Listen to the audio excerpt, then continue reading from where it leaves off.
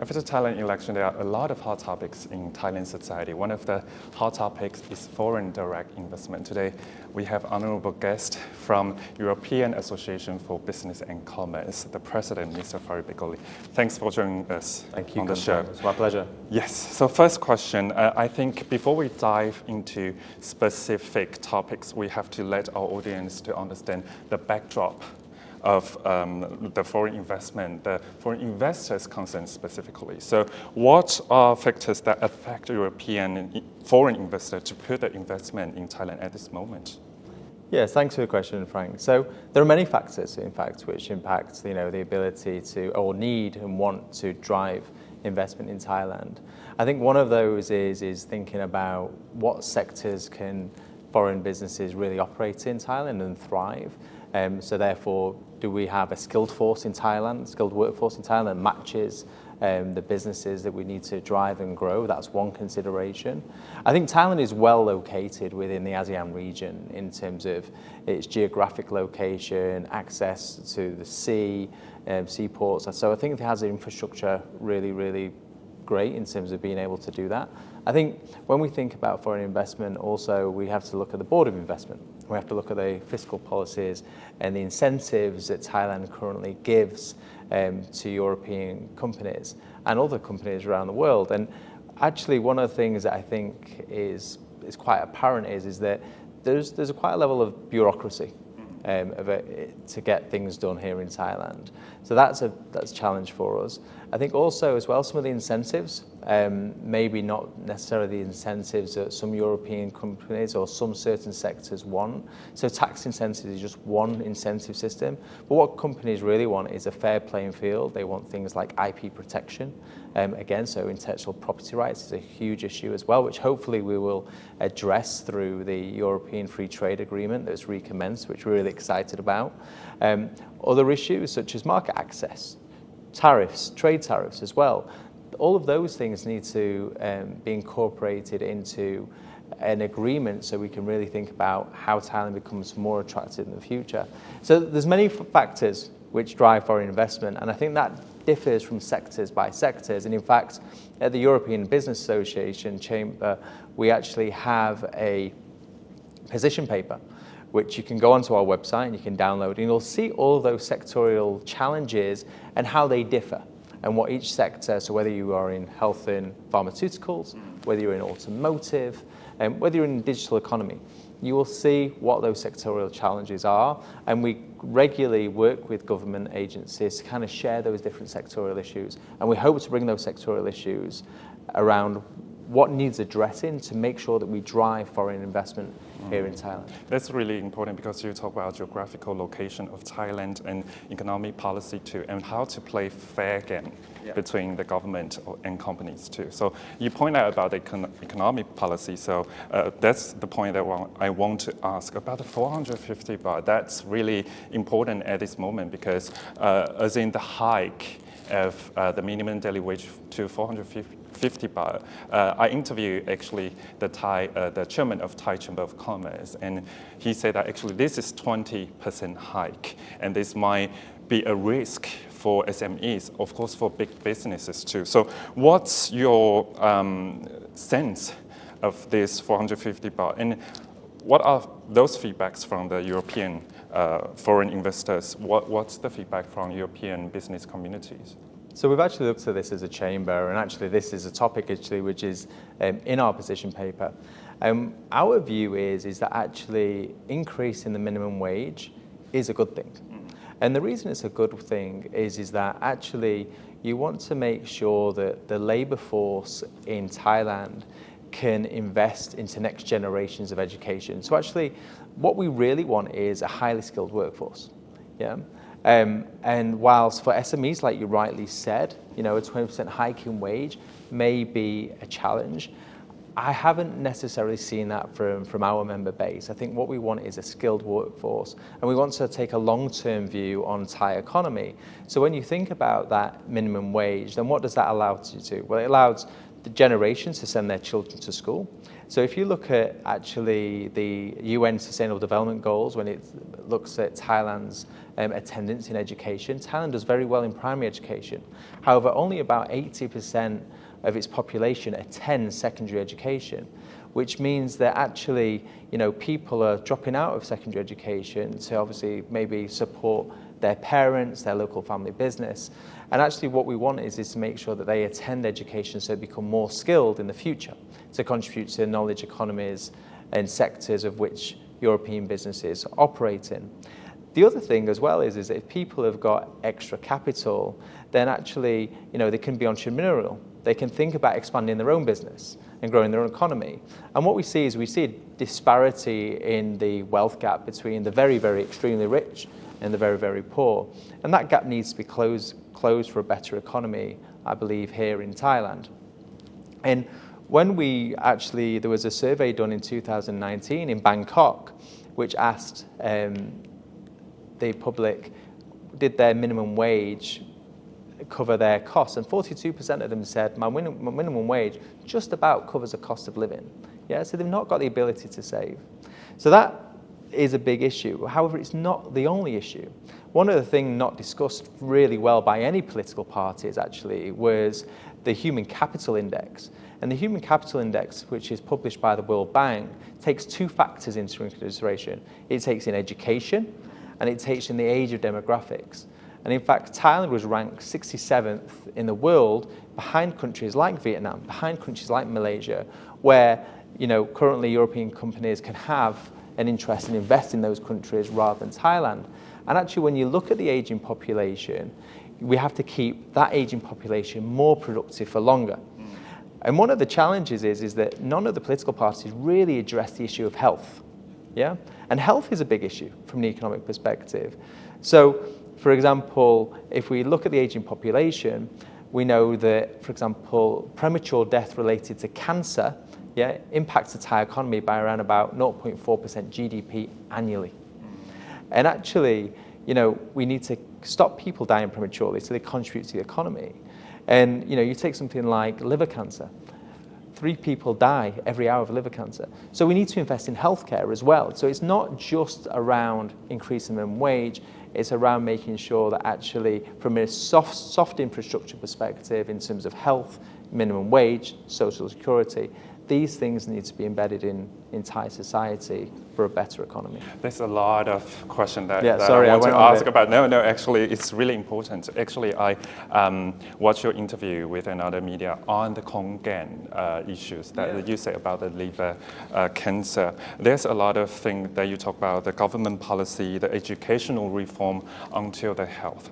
But I want to bring the topic back to the 450 baht. Because I think some big business in Thailand, they're also concerned about this hike of minimum daily wage. So I get a news from a local Thailand agency. They say that actually Isuzu, one of the biggest Japanese automotive companies, will move their factory out from Thailand to other countries. But the news was denied by Isuzu. But I'm not sure in this same situation that you would find in European business. Have you heard any European business they would move their business out from Thailand to other neighboring countries where, of course, the labor cost is lower? So I can't comment on the Isuzu specific policy, but I guess one of the things, going back to the further conversation, is that from a business perspective, you look at multifactorials before you think about moving to another country. So do they have better incentive-based systems? Yeah. Do they have, is your technology changing and therefore do you need a higher skilled workforce? For example, I don't think it's just looking purely at a cost-based perspective. I don't think that would be a main driver for a big multinational to leave Thailand. And in fact, if we look at the challenges we see across the ASEAN, specifically if we look at, for example, in Hong Kong, we see a lot of businesses moving out of Hong Kong into Singapore, or actually even coming to Thailand. Yeah, Vietnam is a major player. Vietnam is actually, when you think about skilled workforces and we think where they rank on that human capital index, a lot of companies are investing in Vietnam because they have good fiscal incentives. They have a skilled workforce. They have a young population. So Vietnam actually is one of Thailand's main competitors when it comes from an economic perspective. If you were to, for example, look at Singapore as an example, the GDP per capita of Singapore is around about $94,000. Yeah. So you don't get a cheap workforce in Singapore, yet you have a booming economy. So I don't really think that European businesses will be deterred by a hike in minimum wage. What we want to see is a skilled workforce. I think Thailand can introduce things like vocational training. Thailand needs to look at, say, what are the key S-curve areas where it wants to compete and it thinks it can compete, and how does it then, from a grassroots level, develop an education system to make sure that it can compete on that level from an education perspective. So actually, I interviewed the former chairman of Joint Foreign Chamber of Commerce, Mr. Stanley Kong. He had, I think, the same opinion as like you said, because government should actually do the reform first, not just focus on the short-term plan, but rather than the long-term plan. But what I said about the Isuzu thing is a bit because I think this also strike the foreign investors' confidence in Thailand's market.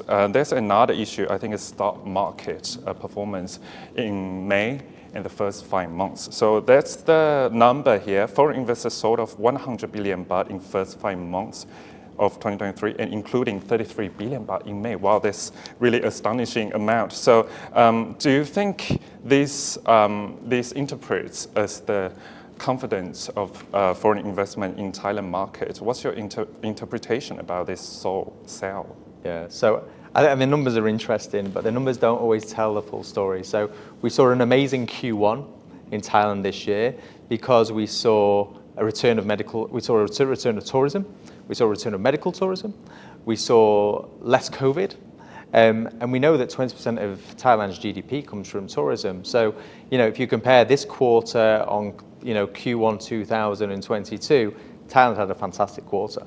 So we're starting off a high base. Then we go into elections, and of course that causes some uncertainty, specifically in relation to investors looking at the stock market and investing in some of the big multinationals here, the big conglomerates, specifically when you have Move Forward Party wanting to say it wants to introduce competition. Now, from a European perspective, we want to see competition. We want to be able to compete here in Thailand as well and have a level playing field. So actually, European businesses want competition as well.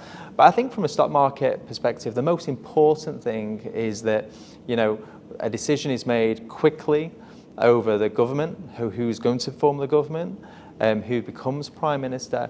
And I think what we will see a normalization of the stock market. But in summary, we're coming from a very high base because Thailand's had a great Q1 based on previous years, linked to its peak season in tourism. And therefore, we see a little bit of, let's say, confidence linked with the elections. But I think as soon as we have a government announced, I think we'll see a return in the confidence of the stock market. Yes, because right now, of course, it's during the period of transitional period and uncertainties too, and about the political instability. And actually, stock markets might be a short-term play in terms of long-term view. So I think, as what you say, you talk about the political a landscape, and right now we can see actually we haven't known who will get into the power in the government building. So before that, I think we should talk about what kind of leadership you want to see, no matter who will get the seat in the government. So what kind of leadership you want to see, what kind of leader you want to cooperate with, I would say is this word. So one of the reasons that Europe commenced the renegotiations of the Thai-European Free Trade Agreement was because actually it had all party support. So I think we can be confident that irrespective of what formation of government comes into Thailand, I think people see a need to really drive a free trade agreement with Europe. We're already the fourth largest trading partner here in Thailand. So we're confident that that will happen. The type of leadership that needs to happen is to make sure that that happens quickly. Yeah. Now, currently, we're saying that it will be done in 2 years. At least when we had a luncheon this Friday, Director General said that they hope for 2 years. Yeah, which is great news. And to make that happen, then we're going to have to going to have to make sure that there's compromises on both sides, but we're going to have to make sure that we cut through bureaucracy. So what we'd love to see in leaders here is there's a lot of red tape in Thailand. So how do we make sure we reduce the bureaucracy? How do we make sure that actually we address some of the competition elements? Which some of the parties do want to address as well. So, monopolization isn't great. When you have competition, actually it drives innovation. So I work for a very innovative company myself. We need competition in the sector if you're going to really challenge and change the way you're thinking. So a competitive environment from an economy perspective is then you grow an innovative environment as well. So I think that's really important as well. And leaders who aren't afraid to make decisions. Don't procrastinate, take times over decisions, but be really clear on where you want to take Thailand, which sectors you feel are going to drive Thailand as well, and listen to the business community. So we've already had meetings with some of the parties, and they are listening, but we hope that when they form a government, they continue listening, and we continue that dialogue, and we have an open dialogue with them, so they understand what it is that we need to really drive foreign investment here in Thailand. So like business sectors, they want to see government's clear targets in the future, and of course, great cooperation, communication with business sectors, not just in government. I think another factor is really important to political stability. You would point out a little bit on it. Could you please elaborate? Because the political stability really brings the cooperation with business sector, actually all the sectors. So what does this factor play in terms of business? No, you're exactly right. We want some sustainability, and the reason we want sustainability is that, it's very hard for any government around the world if they only think they have a 4-year term. We really need to be thinking about, planting the seeds for the next 10 or 15 years in terms of what we need to put in place now to grow our economy forward. So having that long-term plan, having that confidence that you will still be in office, in the next term is really important as well. I think also, when we're thinking about sustainability, it's also sustainability of policy. Making sure that we choose the right policies, and the policies are developed by technocrats, not necessarily by politicians. So Thailand has some amazing, intelligent people, some great departments like Thailand Development and Research Institute. We should be listening to them, not necessarily what the politicians think that we should be doing. So I hope that from a leadership perspective and a sustainability perspective, Thailand listens to its brightest people, listens to its universities to really drive the economic agenda forward. Another really important, crucial target that I think EU business sector and between Thailand and EU is what you said about the FTA free trade agreement. On June 9th, you have seminar on this topic. Could you please tell us what do you talk about and what have you achieved? So we had His Excellent David Daly and Director General Oromon discuss the free trade agreement, which commenced, we recommenced those negotiations officially on March the 15th. So we had a seminar to really say, well, what can we expect? And Director General Oromon said, we hope that this can be concluded in 2 years, which would be remarkable, because, this for us, from a European perspective, we have some key trade barriers and some key market access barriers that we need to come. So, for example, challenges with trade tariffs in certain sectors. So Thailand needs to rethink its taxation system and not just get taxation from customs, but really think about taxation in different ways. And also, if you think about, the consumer, it's the consumer who suffers, with high trade tariffs as well. So addressing those issues fundamentally will help European businesses, but also will help Thai businesses operate in Europe. I don't know if you're aware, but we trade around about 30 billion every year. And as I say, we're the 4th largest trade partner as well. So we have a significant opportunity. We've had a great history of cooperation.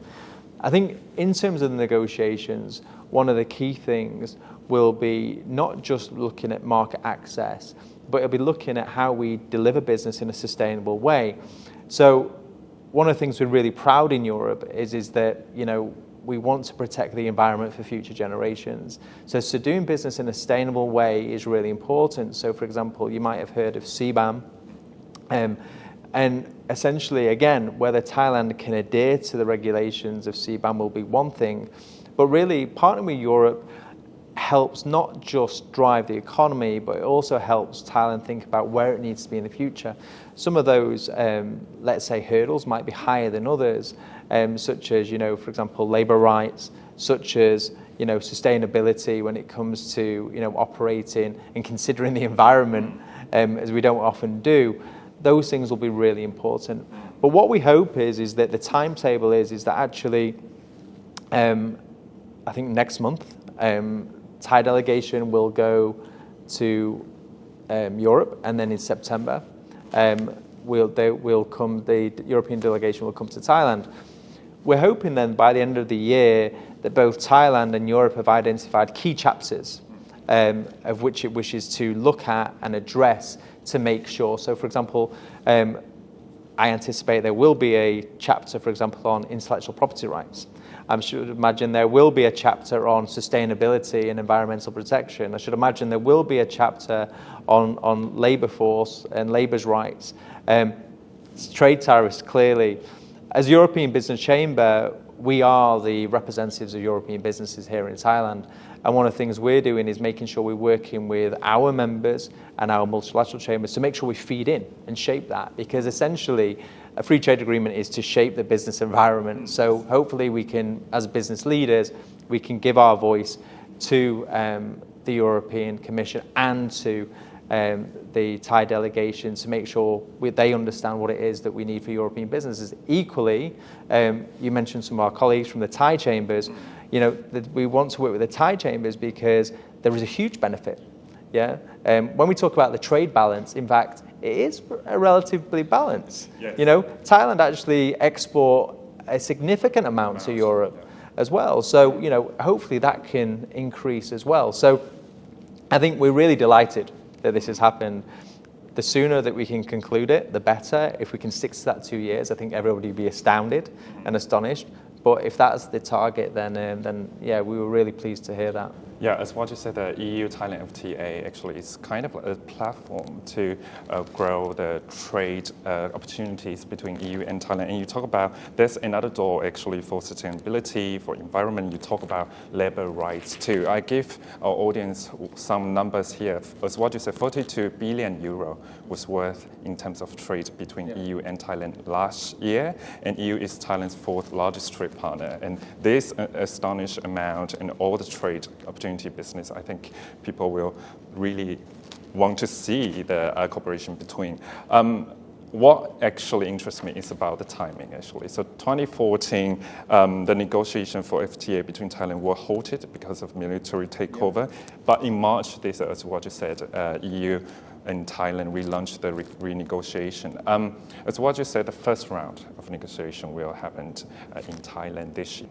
Why this year and why September? Because we have, as what we sitting right now is the period of transition. Yep. So politics definitely will play a role in the trade negotiation. So what do you think about it, about September? And do you think political influences will play in the trade negotiations? I don't think so. Mm-hmm. I think, for Europe to announce that they would recommence the negotiations in March, prior to knowing which party would go in, I think Europe was confident that every party felt that a free trade agreement between Thailand and Europe was a good thing.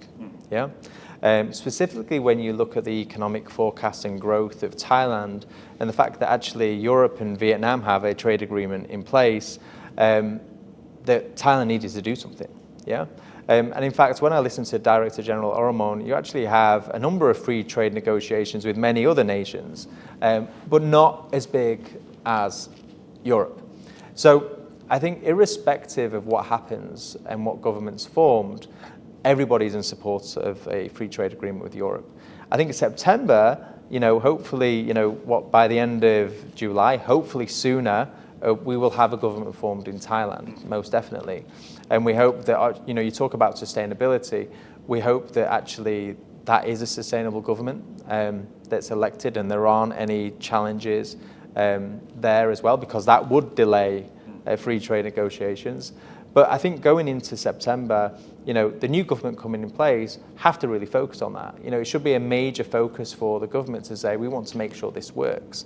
You mentioned we're the 4th largest partner, but actually we're the 2nd largest investor after Japan. So we're the 2nd largest investor in Thailand. So again, Europe needs to be at the table and forefront of the new government's agenda in terms of making sure that happens. Yes, so actually we will see what happens in September. Of course, with a stable government, there will be a really good platform for EU and Thailand to go through the trade negotiations. Back to you personally, Mr. Bigoli, I think I read one interview. You came to Thailand in 2001 as a backpacker, and you came back to Thailand in 2019 as a general manager in Roche, Thailand. So I just want to get your sense about what's your observation on Thailand transformation since then, and what kind of reform and change you want to see in the near future in Thailand. No, thank you, Khun Frank. So, those days of when I came backpacking, never did I imagine in my wildest dreams that I would get to live in the beautiful country that is Thailand and send my children to school here. So we're having an amazing time. I saw Thailand develop at a significant pace. When I was here backpacking and I was traveling the Southern Islands, there was no hotels. We were living in beach huts, and there was only electricity for a few hours a day. So, in such a very short space of time, Thailand has really developed, and harnessed the beauty of tourism. I think we saw during COVID that tourism was vulnerable, specifically the pandemic, and therefore I think there's recognition that Thailand needs to diversify and not just rely on tourism. But I think the things that remain are, it's a beautiful place to live for expats. You can attract great knowledge if you want to have a knowledge economy in here, because why not live in Thailand? I would recommend anybody, all my friends, to come here. You have great infrastructure from a schooling perspective, from an education perspective. The culture is fantastic, the food is great, the weather is remarkable, the people are so nice. Thailand has so many things going for it. So I would say it's a pleasure being back, most definitely. And I would never imagine 20 years ago that I would be living in Thailand, so it's been a great pleasure. Yeah, and it's a great adventure for you from 2001 into 2003 at this stage, because you see the change from 2001 and to now. It's very amazing. Today, thanks for Mr. Fari Bigoli, from President of European Association and Businesses and China. Thank you. Thank you so much. Kapun Ka. More news to come.